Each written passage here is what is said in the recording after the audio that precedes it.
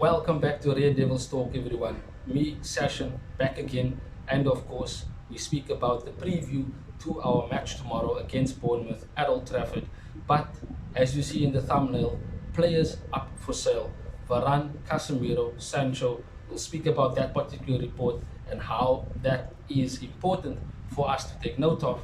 And of course, I just want to, in my opinion, speak a bit about on the team that played against Chelsea and what we might expect against Bournemouth.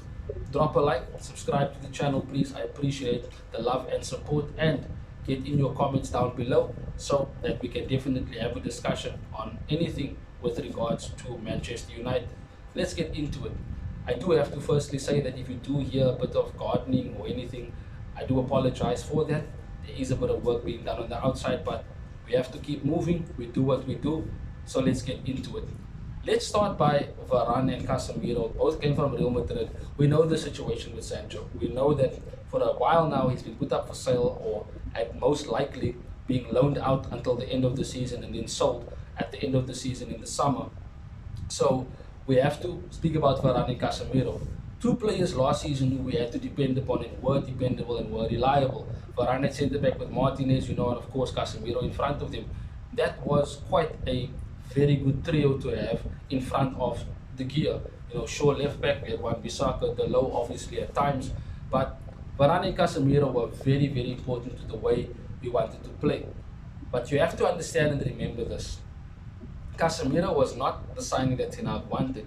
He originally wanted Frankie de Jong, and that tells you already that from the beginning there was already a bit of a awkward relationship, I should say, between him and Casemiro. Casemiro might be a mentality monster, same with Varane, winners, etc., based on their history and what they did at Real Madrid and for their countries. But coming into a team, with a new manager, having to be that main players, they had an entitlement about them. And they did feel that they should start every particular game. But this season, Varane hasn't been it. Casemiro has not been it. Both of them have had injuries and haven't performed well. And by right, at any big club, if not performing well, if injury prone, you either replaced or you are on the bench until you get your opportunity to play again, and then from there onwards, you basically take the opportunity. Harry Maguire, a prime example. I don't want to use him as an example, but he's the ultimate example right now. He got Premier League Player of the Month, literally man of the match performances, excellent performances, and you have to give credit because he was up for sale. He basically stuck down, stayed professional, worked hard in the background, and when he got this opportunity, he took it, and now he's getting his reward. McTominay is another example, a player who don't want to see starting for Manchester United. He does not give us anything on the ball, and in midfield he is a liability. But with him scoring goals and with him doing what he does, he keeps his place in the team. I'm not saying he's better than Casemiro. I'm not saying Maguire is better than Varane. But because of their mentality, because of them able to stay fit, they do become important. The best ability is availability. If you can stay fit, you are always guaranteed a place on the bench, or at least starting if you are quality enough and you perform well enough to start games. And Maguire and McTominay, no matter what anyone wants to say, have showed that they deserve to start. I don't want McTominay to start, especially in this game. I might not want him to be part of the starting 11, but he's making an impact in games, and we are winning games at times because of him. Same with Maguire. His performances at the back have to be spoken about. But Varane and Casemiro this season have not been able to be relied upon. Their injuries and their performance levels haven't been the way it needs to be, and that is why Ten Hag has put them up for sale. And at this age, with the Saudi market that it is and other clubs, we might still be able to get good fees for them. So it might be a bit of a pain in the short term, especially if we won't be able to replace them in the transfer window in January. Then we will be hurting a bit. But in the long term, a change like that is most definitely welcomed because it shows a change in the structure, it shows a change within the team and the dressing room, and it thus allows Ten Hag to bring in players that one can stay fit and two are of similar quality or has the potential to reach the quality of the lives of Casemiro and Varane, sorry, and beyond. That has to be the aim, replacing them with better and players that can stay fit.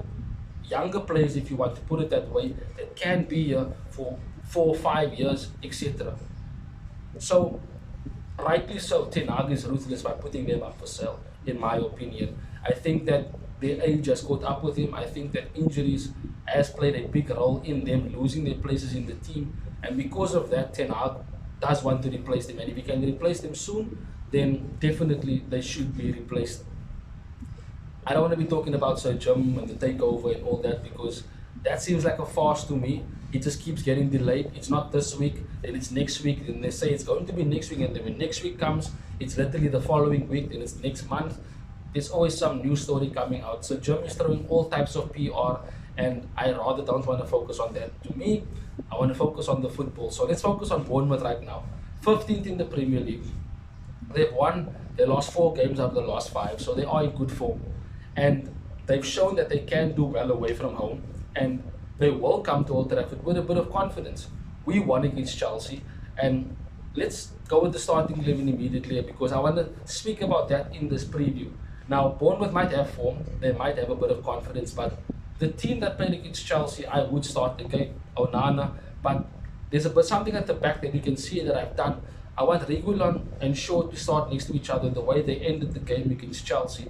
I know Lindelof is there. I know Varane might start. I don't think so, based on what I've said earlier in the video. And I don't think that he's going to just randomly start because he hasn't started the last 5 games. So I think Ten Hag must be brave in this game, be playing home, and it's an opportunity to have another good performance. So play Luke Shaw at centre-back with Maguire and play Reguilon and Delo, allowing us to be high up the pitch. Now, of course, Maguire can't play a high line, but Shaw will allow us to do that because Amrabat can cover where the McTominay wants to do it, bombing forward again. Again, a liability on the ball, but against Chelsea, the performance was well enough and we will have lots of the ball. So Amrabat will again have the space to dictate play when McTominay does venture forward. I don't like it, but it might and could be the most obvious thing that Ten Hag is going to do. I would want Mainu to start. I've always championed that. Mainu should be the one starting next to Amrabat. I want to see it. They both can play ball. They both can defend well. They both can play between the lines. They both can press and have energy to be box to box. So why not play them together? That is what I would want to see. But I don't think Ten Hag might do that. Maybe in the second half, he might bring on Kobe Mainu and then probably take off Amrabat. For some reason, he doesn't like to substitute McTominay. I don't know what that is or why that is the case, but I would certainly want to see Amrabat and Mainu in midfield in this game. But Ten Hag will go with McTominay and Amrabat, I think. And the front 4 were excellent. Garnacho, Hoyland, Anthony, and Bruno. The team should stay the same, excepting bring Reguilon in at left back and play Shaw next to Maguire at centre back, and we will have that same energy and dynamism and even more with the likes of Reguilon and Shaw on that side. And we can play ball, the likes of Shaw, Amrabat into Bruno, Mainu if he does play, Garnacho's there, Anthony, and Hoyland doing what he does up front.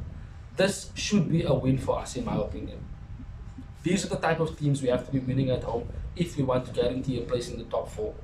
We already might be out of Europe, Bayern Munich next, and even if we do win that game at home next week in the Champions League, we might still be going to Europa League or even going out at most if we lose the game. So let's focus on what is happening right now. The Premier League, get that consolidation, sort that out. Make sure that we are safe in the Premier League so that we can qualify for the Champions League again via a top 4 finish and then strengthen the team once again. And who knows what happens above Ten Hag, whether Sir Jim gets what he does and ensures that we have a footballing structure.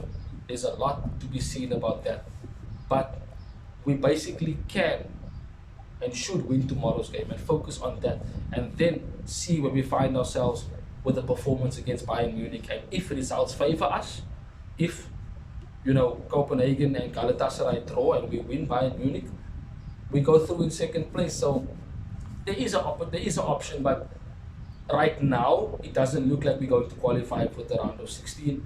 Most likely might get Europa League. I would prefer us not to be in Europe. I don't want to be part of the Europa League again. I think if we can have a full week of training, for the Premier League, we'll be a much better team, we'll be a much fitter team, and Ten Hag can focus more on his tactical training and improve his style of play with the team right now and get that more into their heads because of having more time on the training pitch. It's not easy to do that when you're playing on a Thursday and then playing on a Sunday continuously and having to travel far distant miles because of these clubs that are so far from England. So it's either knockout rounds of the Champions League or no Europe, in my opinion, for this season. But Bournemouth is the game that we should be winning, and that is the game that is coming up next. But drop a like, share to all your friends and family who support United and just want to watch football and be part of the community. Of course, enjoy the game tomorrow. I do believe that we can and will be getting a win, and a good performance can be repeated because we saw it against Chelsea, and these players will play for Ten Hag. Subscribe to the channel. As I said, drop a like. It helps the channel. I appreciate the love and support. Thank you for joining me. Have a wonderful day further, Red Devils. Till we see each other again soon. Bye-bye. Thanks for watching. If you want more content on Manchester United, like, share and subscribe.